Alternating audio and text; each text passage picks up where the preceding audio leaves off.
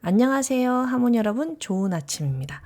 하모니 공부방에 입학하실 때 인터뷰를 하게 되는데 빠지지 않고 물어보는 질문이 있어요. 어떤 어린 시절을 보내셨나요? 라는 질문이죠. 어떤 분들은 도대체 그런 것을 왜 물어보는지 무척 의아해하시죠. 그러나 오랫동안 상담을 하면서 몸에서 나타나는 증상들이 마음과 무척 연결되어 있다는 것을 알게 되었고, 마음의 고통은 대부분 어린 시절의 경험에 기반하고 있다는 것도 알게 되어서 몸의 문제를 해결함에 어린 시절의 이야기는 무척 중요하다고 생각합니다. 갓 태어난 아기는 스스로 아무것도 할 수 없기 때문에 돌봄이 없으면 생존이 불가능하죠. 단순히 먹고 사는 것 이상의 돌봄, 즉 애착관계는 아이가 건강하게 성장하는 데 무척 중요합니다. 애착은 아이가 자신을 돌봐주는 사람과 형성하는 정서적 유대를 말하는데요. 주된 목적은 안전, 보호, 생존이죠. 단순히 사랑받는다는 감정보다 훨씬 더 본능적이고 생존적인 기능을 가지고 있답니다.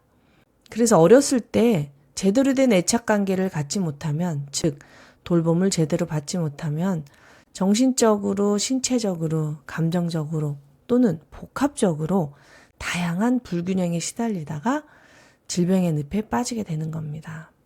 우리는 성인, 즉 20살이 될 때까지 매우 긴 시간 동안 애착관계가 필요한데요. 인간만큼 이렇게 긴 시간 동안 애착관계가 필요한 생명체가 또 있을까요? 그래서 어린아이들은 애착관계가 깨지는 것, 즉 버림받는 것이 가장 큰 두려움입니다. 그래서 아이들은 버림받지 않기 위해 정말 자신이 원하는 것은 내면 깊은 곳에 숨기는 선택을 하게 됩니다. 예를 들어서 동생에게 자기 물건을 뺏겨서 속상한 아이가 있다고 해요. 그런데 엄마는 속상한 아이의 마음을 알아줄 여유가 없습니다. 형이니까 당연히 양보를 해야 훌륭한 사람이라고 가르칠 뿐입니다.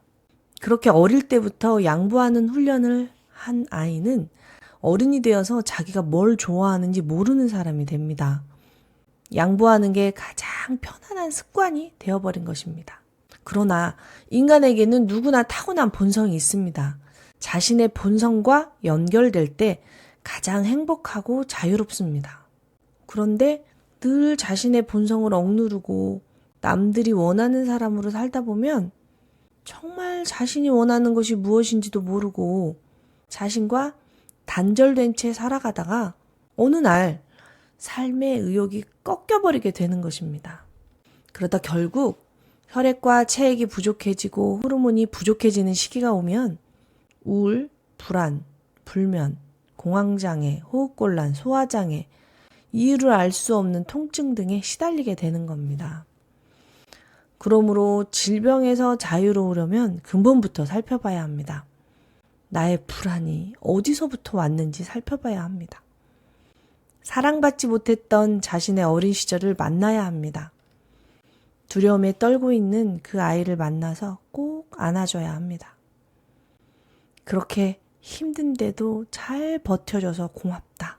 그 작고 여린 어린아이가 잘 살아줬기에 오늘의 내가 있구나. 고맙다. 라고 말해줘야 합니다.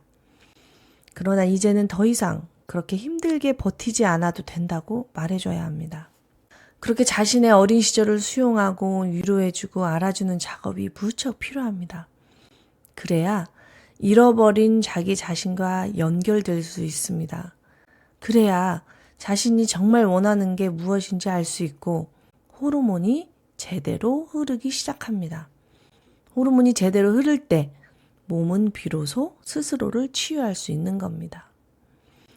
치유는 그렇게 진짜 자신을 찾아가는 여정인 것입니다. 하모니 여러분, 오늘도 마음은 풀어주고 생각은 바라보며 몸은 보살피는 좋은 하루 되세요. 마생몸 정진!